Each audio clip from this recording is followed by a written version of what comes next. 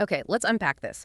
We are diving deep into the world of industrial microbial fermentation. If you think about manufacturing everything from, advanced therapeutic proteins to sustainable chemicals, this process growing microbes in these massive tanks is absolutely central. And on the surface, it sounds a bit like advanced cooking, right? You just follow the recipe, feed the bacteria, and you get the product. But the sources you've shared, they reveal a pretty terrifying reality. When you try to scale that perfect lab recipe up to, say, a massive 20,000-liter production vessel, everything just goes wrong. The failures are predictable and they are systemic. It's because the traditional, simplistic, recipe-driven approaches, they just fail completely when they're faced with the physical complexity of huge reactors and the internal regulatory complexity of the cells we're relying on. We're talking about neglecting the fundamental regulatory and physical couplings inherent in these large vessels. So our mission today is to really understand this crucial paradigm shift. We're no longer viewing substrate delivery, the constant feeding of glucose or other nutrients, as just a plumbing or a nutrient supply problem. It's a critical regulatory signal that completely reshapes how the cell behaves. The unifying theme here is co-design.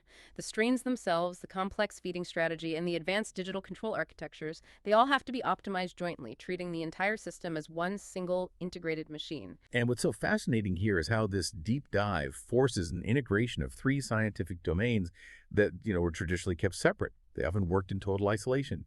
You absolutely need all three to make large-scale biomanufacturing work. First, you have systems biology, which gives us that causal insight into metabolic constraints, really understanding why the cell makes the decisions it does.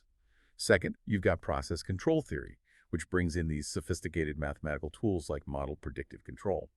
And third, we have scale-up science, which forces us to confront that harsh industrial reality of spatial and temporal heterogeneity, the fact that nothing is ever perfectly mixed in a giant tank. And if we connect this to the bigger picture for you, this integrated view is what moves fermentation engineering out of the realm of, well, empirical rulemaking, the old trial and error of finding the perfect recipe, and it moves it into a predictive, regulation-aware design. This promises manufacturing processes that are not only high yield, but far more robust, scalable, and economically efficient. And that's really the holy grail for any high-value bioproduct. Let's start with that fundamental problem then. Why do the cells go rogue when we turn up the feed rate to meet the demands of a 20,000-liter tank? We often hear about failure modes like overflow metabolism, where our organism starts producing this metabolic waste like acetate or ethanol instead of our valuable product. And this isn't just bad bookkeeping, it actively poisons the culture. But the aha moment here is that this overflow isn't simply the cell drowning in excess glucose, like a kid eating too much candy. It is a calculated and highly evolved choice by the cell to prioritize short-term speed over long-term efficiency. That's the key insight provided by systems biology. Overflow metabolism is now understood as a consequence of cellular growth optimization, specifically under what are called proteome and enzyme capacity constraints. We can make an analogy here to a complex factory that needs to increase its production, and fast. That factory has a limited budget for specialized machinery. That's the proteomic budget. Now, respiratory pathways, the ones that give you high carbon efficiency and high product yield, they require a massive investment in that specialized machinery, the necessary enzymes and transporters. Fermentative routes, though, they require less specialized machinery, but churn out product and waste much faster in the short term. So the cell, when it's pushed to grow at maximum speed by a high glucose signal, it looks at its limited machinery budget and says, forget the highly efficient, high investment pathway. I'm going for the proteome efficient, low investment pathway, even if it wastes carbon. It prioritizes growth speed today, even though it reduces our industrial yield tomorrow. Exactly. Coarse-grained metabolic models show that respiratory routes require a significantly greater proteomic investment per unit of ATP produced compared to fermentative routes. So when you're rushing to grow quickly, the cell deploys the fermentation route because it's proteome efficient. Even if it wastes up to two-thirds of the carbon through byproducts like acetate in E. coli or ethanol in yeast, it's a fundamental biological trade-off. That is genuinely fascinating. But if that efficiency trade-off kills our yield and, ultimately limits the cell population, why hasn't evolution fixed it? What's the hidden benefit to the cell that we're fighting against here? Well, in the wild, maximizing instantaneous growth is often a matter of survival outcompeting your rivals for transient nutrient availability. But for us, in a controlled, continuous, high-density industrial environment, that mechanism is purely counterproductive. And we can see very clear, specific mechanisms that enforce this behavior. Take E. coli, for example. High sugar flux leads to the repression of the systems that would normally clean up or utilize those overflow products. Think of it as shutting down the acetate cleanup crew. Specifically, this involves repression of the IJCH operon. If that operon is shut down, the acetate just accumulates. And it's not just the cleanup crew. There are the master switches for respiration itself, aren't they? Precisely. Global regulators like CRAN and CRP-CMP are the master switches. These are transcription factors that normally activate dozens of genes required for high-yield respiration, things like the TCA cycle and gluconeogenesis. When the cell senses that high-growth, high-flux state, these master switches are downregulated. The cell is effectively locked into that lower-efficiency fermentative mode. And we see an analogous and very famous logic in yeast, that classic Crabtree-positive phenotype. Absolutely. In Crabtree-positive yeast, it's the MIG-1-mediated glucose repression network that clamps down on the respiratory genes. When glucose is abundant, MIG-1 is active, and the cell happily churns out ethanol even when oxygen is perfectly available. This is the single biggest hurdle for any high-yield aerobic yeast bioprocess. The high feed rates we use in large processes are essentially acting as this gigantic internal signal, shifting these global regulators like CRP, CAM-MP, and MIG-1 into that repressed state, which reduces respiratory capacity and increases stress. Okay, so we have a system where the control signal, the feed rate, is causing the cellular system to flip into an unproductive state. If feeding is the fundamental trigger, but we still have to feed them to get biomass, how does strain engineering fit into this complex picture? Strain engineering doesn't eliminate the need for intelligent feeding. It simply expands the feasible operating space. Think of it as raising the speed limit on a highway. By modifying the cell's internal logic, you raise the speed threshold before regulatory failure dominates. This lets you run the process at a much higher intensity before the acetate or ethanol starts spiking. And this is where we see rational design strategies. We might delete or modulate key regulators like ARCA, which controls anaerobic metabolism, or ICLR, involved in the glyoxylate shunt, to reinforce that high-yield TCA cycle flux. The goal is often to rewire those critical signaling networks like CRP, CMP, and E. coli, or MIG-1 in yeast, to attenuate the catabolite repression. It makes the cell less sensitive to those transient sugar spikes near the feed inlet. Crucial takeaway then. These interventions don't solve the control problem. They just give the controller a wider margin for error. We've made a hardier bug, but now we desperately need smarter tools to feed it. This takes us from biology to bioprocess engineering. We need to move far beyond the old industry standard, classical exponential feeding. Exponential feeding is deceptively simple. You calculate a target-specific growth rate, you assume the biomass yield is constant, and you feed accordingly using a simple increasing pump rate. It works great in a small, perfectly mixed lab environment where you can guarantee homogeneity. But here's where it gets really interesting. At pilot and production scales, this method fails completely. Because of unpredictable drift and biomass yields, mechanical constraints like oxygen transfer rate limits and heat removal, and crucially localized concentration gradients that create feast-famine cycles. We need something that can see what's happening inside the cell. Exactly. Effective control requires that we stop relying only on what we can measure directly with standard probes, like dissolved oxygen or pH. We must infer unmeasured and critical states, such as the actual specific uptake rates, the precise biomass concentration, and signs of intracellular stress before they cause an overflow event. And this is where modern control frameworks integrate what are known as soft sensors and hybrid modeling. A soft sensor uses existing reliable data like off-gas analysis, DO measurements, or material balances, and runs them through a mathematical observer to estimate the true, unseen metabolic state of the culture. We don't measure the specific uptake rate of glucose, we estimate it dynamically using these models. And the modeling itself has become much more sophisticated, I take it. It's no longer just a simple equation. No, it's a hybrid approach. We use mechanistic ordinary differential equations to capture the known stoichiometry and physics of the reactor mass and energy balances that we know are true. But then we combine that with data-driven components, often machine learning elements, to handle the context-specific kinetics or those hard-to-model gradient effects. This allows the controller to adjust the feed based on the estimated metabolic health of the culture, not just raw, lagging signals. That complex data integration sets the stage perfectly for the modern gold standard in advanced process control. What kind of advanced algorithm is powerful enough to handle all these variables, constraints, and predictions at the same time? The dominant advanced framework is model-predictive control, or MPC.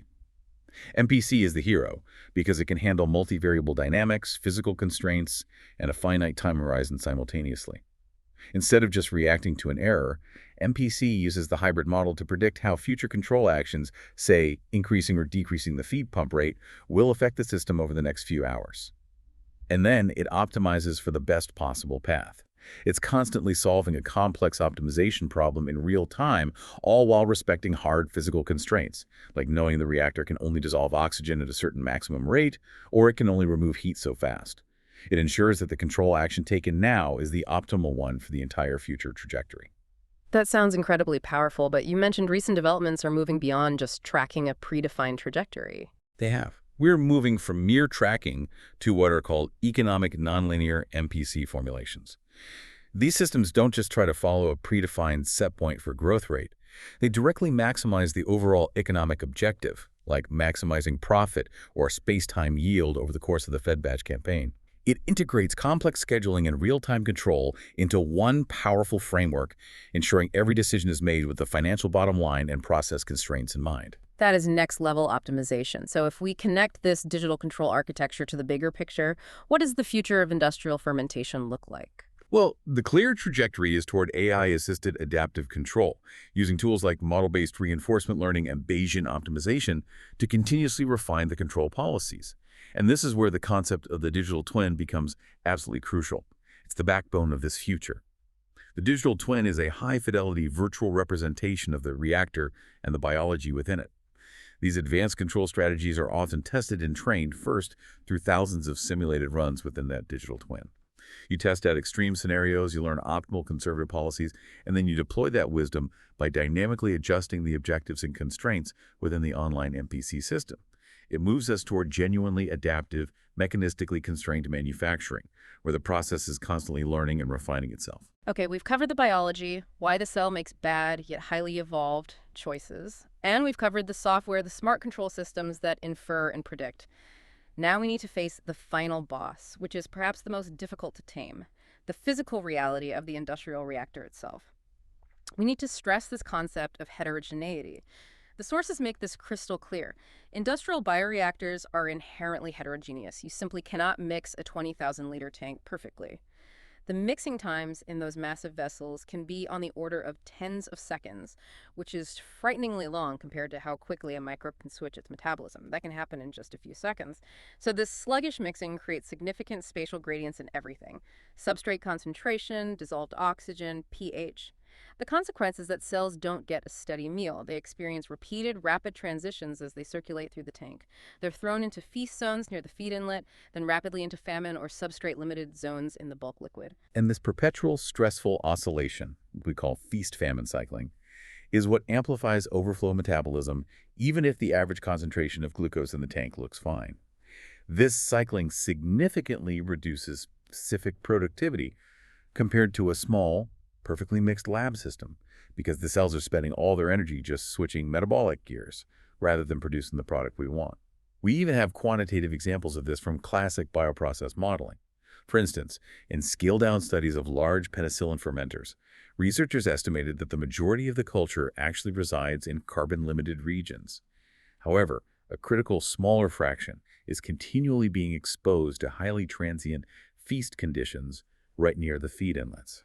So the bulk measurements, the ones that guide our MPC, might look perfectly fine because the average substrate concentration is low, but a significant subpopulation is continually being thrown into metabolic chaos, spiking their byproduct formation and stress response, which reduces the overall yield. So the control system has to account for this subpopulation level stress, which it can't even directly measure. Precisely.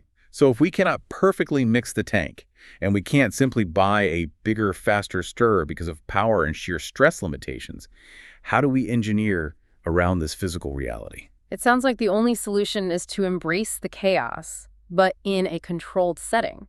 That's it. Engineers manage this by reproducing the chaos in a controlled lab setting using scaled-down simulators. These are systematic tools used to evaluate control and strain strategies under realistic mixing constraints before you commit to a massive production run. Examples include two-compartment systems or intermittently fed systems that physically alternate the cells between high and low substrate conditions. They carefully mimic the actual cellular trajectory through the large reactor, where mixing might take 40 seconds. This allows them to test the robustness of a new strain or new MPC policy against the stress of heterogeneity. And the most cutting-edge strategy is marrying that physical turbulence with the cellular data. Yes, the ultimate integrated approach is the coupling of hydrodynamics and metabolism via these metabolic fluid dynamic frameworks. These models use computational fluid dynamics, or CFD, to predict exactly how the macro and micro mixing patterns inside the tank translate into zones of metabolic heterogeneity and productivity loss. This supports rational design decisions that are impossible otherwise. Where should the feed inlet be placed relative to the impeller? What are the maximum acceptable feed ramp rates that won't create localized feast zones that instantly repress the cell? It changes the fundamental definition of the problem. The feeding strategy is reinterpreted as a tool for shaping the distribution of microenvironments inside the tank, rather than solely controlling the average substrate level. So what does this all mean for the future of biomanufacturing? The trajectory is now crystal clear. It's this integrated, multi-scale co-design that brings biology and engineering into perfect alignment. We have strains engineered to attenuate that overflow, to expand the safe operating window.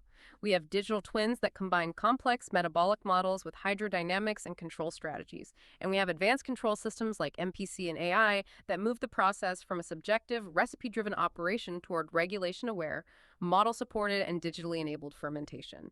This promises improved yield, higher quality, and most importantly, predictable scalability for the next generation of bioproducts. And that brings us to the final provocative thought for you to mull over. If we require highly constrained metabolic models, model predictive control, and complex computational fluid dynamics (CFD) just to successfully feed single-celled organisms in massive steel tanks, what does that imply about the complexity of managing far larger and more intricate biological systems? Consider trying to manage entire ecosystems or even complex chronic diseases in human health, where such precise regulatory signals define constraints and direct control inputs are, by definition, impossible to achieve. The immense effort required to control a single constrained microbe in a steel tank tells us a profound amount about the inherent, deeply woven complexity of life itself.